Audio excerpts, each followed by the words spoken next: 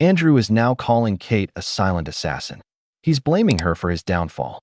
He's telling anyone who'll listen that she's poisoned the well against him and controlled William.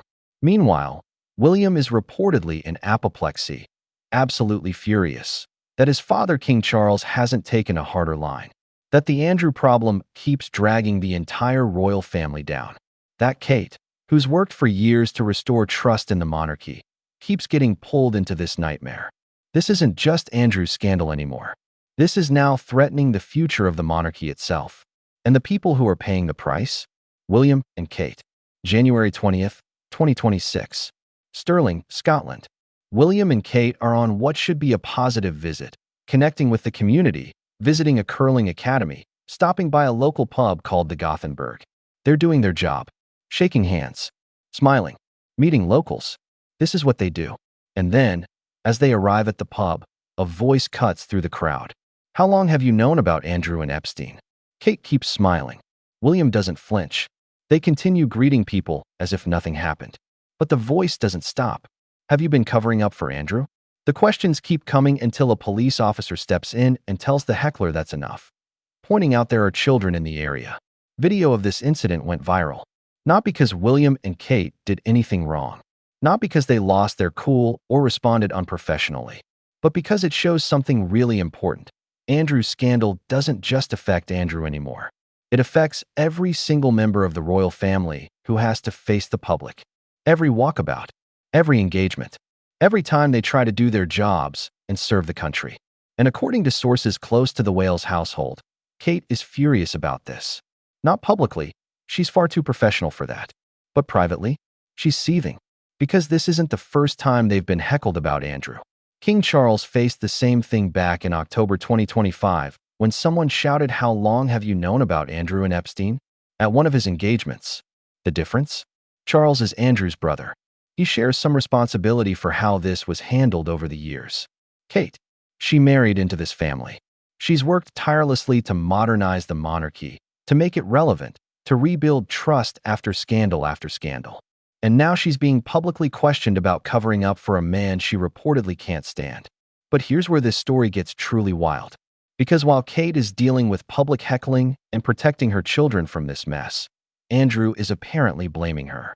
According to sources who spoke to She Knows and other outlets, Andrew has become completely fixated on Kate Middleton. Andrew has become completely fixated on Kate. He describes her as a silent assassin who has been influencing Prince William behind the scenes, turning him against Andrew. Andrew believes Kate is controlling William and has poisoned the well against him. He has been telling anyone who will listen that she is the reason he was pushed out of the family. Think about the audacity of this. Think about what Andrew is saying here. He's not taking responsibility for his friendship with a convicted sex offender. He's not acknowledging the photograph with Virginia Giuffre. He's not addressing the £12 million settlement. He's not explaining the new photos showing him on all fours over a woman. He's not accounting for the second woman's allegations. No, he's blaming Kate Middleton, a woman who, by all accounts, has barely interacted with him over the years. A woman who married into this family and has worked harder than almost anyone to uphold its reputation. According to the sources, Andrew is convinced that major decisions about his future have been run past both William and Kate, but he's focusing his anger primarily on Kate rather than William. Why? Because according to royal expert Ian Pelham-Turner, Andrew has always resented Kate. Turner told Fox News, when Kate came along in the arms of William and was protected by the other royals, it was like a red flag to a bull. Andrew always thought he should be king rather than Charles. There's always been a festering envy for many years. Let's be clear about what this is: projection, deflection. A man who can't accept responsibility for his own actions, blaming a woman who had absolutely nothing to do with his choices. And it tells you everything you need to know about Andrew's mental state right now. To understand why this is so devastating for Kate, you need to understand what she's been through. She married into the royal family in 2011, and from day one, she faced scrutiny about her background, about her family, about whether a commoner could really be a princess. Then came the scandals: Prince Harry and Meghan leaving, the racism allegations, the Oprah interview, years of negative headlines about family dysfunction. Kate responded by working, by showing up, by being professional, warm, and dedicated to her role. She championed early childhood development. She launched initiatives around mental health. She became one of the most popular members of the royal family precisely because she felt relatable, real, not entitled. And then, in 2024, she faced her own health crisis. She was diagnosed with cancer. She had to step back from public duties for months. She had to navigate treatment while protecting her children from media intrusion. Through all of that, she maintained her dignity. She returned to work when she could. She didn't complain. She didn't seek sympathy. She just did the work. And sources say that's exactly why she's so angry about the Andrew situation. As one insider told Closer magazine, Kate's anger goes beyond a matter of principle. She has worked hard to rebuild trust in the monarchy after years of scandals, and seeing Andrew re-enter is like a slap in the face. Another source said, Kate has invested years in restoring confidence in the institution after repeated crises. From her perspective, any sense that Andrew is reappearing, however indirectly, undermines that work and feels deeply undermining. She feels like she's been building a sandcastle, and Andrew keeps kicking it over. Again and again and again. And then there's another layer to this that makes it even more complicated. Princesses Beatrice and Eugenie. These are Andrew's daughters. And look, they're in an impossible position. That's their father. They love him. They want to support him. But according to multiple sources, Beatrice and Eugenie have become what one insider called informal conduits for information between Andrew and the rest of the family. Andrew is relying far more than ever on Beatrice and Eugenie to keep him plugged into what is happening within the family. The concern is that they have become informal conduits for information, which has inevitably bred suspicion, regardless of whether that was ever their intention. Think about what that means. Andrew, who's been kicked out of Royal Lodge and exiled to Sandringham, is using his daughters to stay informed about what William, Kate, and Charles are planning. According to sources close to the Wales household, Kate is rarely outwardly angry, but privately her frustration is intense. Another source said, they, William and Kate, have no desire to marginalize Beatrice and Eugenie, but they are equally determined that Andrew should not have any indirect influence over decisions. This puts William and Kate in an awful position. They don't want to alienate Beatrice and Eugenie.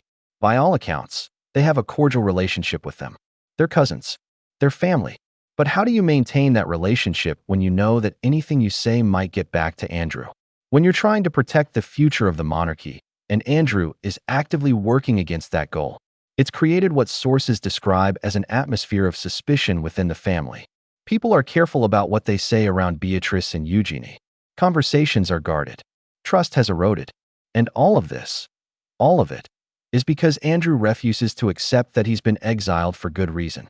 Now let's talk about William. Because while Kate is dealing with being called a silent assassin and navigating the Beatrice-Eugenie situation, William is reportedly absolutely done with his uncle. Royal expert Helena Chard told Fox News that William, age 43, is furious that a tougher stance hasn't been taken against Andrew. She said, William believes Andrew is obliterating the monarchy's good work, and it's become vulnerable to the stream of bombshell revelations. Obliterating. That's the word. Not damaging. Not harming. Obliterating. Royal expert Ian Pelham-Turner told Fox News that both King Charles and William have been sent into apoplexy by the latest photos from the Epstein files, the ones showing Andrew on all fours over a woman. Turner described it as a modern house of horrors. And here's what's really driving William crazy. His father is still being too soft on Andrew. According to Dan Wooten, a royal commentator, William is furious that Charles has let the Andrew Mountbatten-Windsor scandal blow up into a full-blown crisis following the release of the new batch of Epstein files. Wooten reported, he thinks the soft-touch approach has put the British royal family under threat.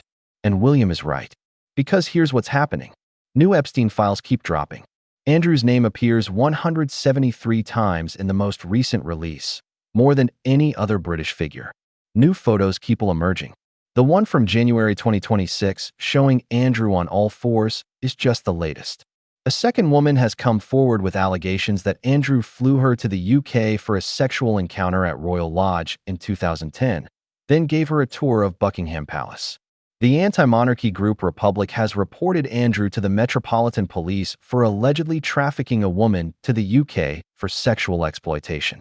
U.S. Congress wants Andrew to testify. Prime Minister Keir Starmer has said anybody who has relevant information should share it with investigators. And through all of this, Andrew remains defiant. He was photographed last weekend on horseback at Sandringham, a location where photographers often capture royals, like he doesn't have a care in the world. Royal commentator Meredith Constant told Fox News, Andrew remains defiant, digging in his heels. There is little King Charles can do at this point other than urge his brother to testify before U.S. Congress or push him further into exile abroad. And here's what makes William even more furious: the disparity in how family members are treated. When Prince Harry and Meghan stepped back from royal duties and moved to California, they were essentially cut off. They lost their security funding. They lost their royal patronages. They were criticized relentlessly by the British press, and the palace did nothing to defend them. When Princess Beatrice's mother, Sarah Ferguson, was found to have sent a 2011 email to Jeffrey Epstein calling him a friend, she was immediately dropped as a patron of Julia's house charity. Immediately. No second chances. But Andrew? Andrew gets to live on the king's private estate. Andrew receives an income from Charles. Andrew gets to ride around Sandringham on horseback like he's on vacation. Yes, he lost his titles. Yes, he was kicked out of Royal Lodge. But he's not destitute. He's not abandoned. He's protected. And according to sources, William thinks this is a huge mistake. Helena Chard told Fox News, I believe William will put his foot down and prevent his uncle from moving so close to his family. Because right now, Andrew is living at a property called Marsh Farm on the Sandringham estate, uncomfortably close to where the king retreats for privacy. And eventually, it'll be uncomfortably close to where William and his family spend time. William reportedly does not want his children, George, Charlotte, and Louis, anywhere near Andrew. Here's what this all comes down to: the future of the monarchy. William and Kate are the future. When Charles passes, William becomes king and Kate becomes queen consort. Their children, George, Charlotte, and Louis, represent the continuation of the royal line. And they're watching what happened to Andrew. They're seeing how privilege, entitlement, and refusing to take responsibility can destroy a reputation. William has reportedly told Kate and his staff that when he becomes king, things will be different. According to royal expert Hilary Fordwich, when William comes to the throne, Andrew will be dust. But William can't afford to wait until he's king. Because every day that Andrew remains in the headlines is another day that damages the monarchy's reputation. Every heckler who shouts at Kate, every news cycle about new Epstein photos, every allegation from another woman, every refusal to testify before Congress. It all adds up, and it all makes the monarchy look corrupt, entitled, and out of touch. The anti-monarchy movement in Britain is growing. According to polling, support for the monarchy has declined, especially among younger people. And the Andrew scandal is a huge part of that. People look at this situation and they ask, why isn't he in handcuffs? Why isn't he testifying? Why is he living comfortably on the king's estate while his alleged victims are dead or traumatized? And William knows that if he doesn't distance himself, if he doesn't take a harder line, he'll be seen as complicit.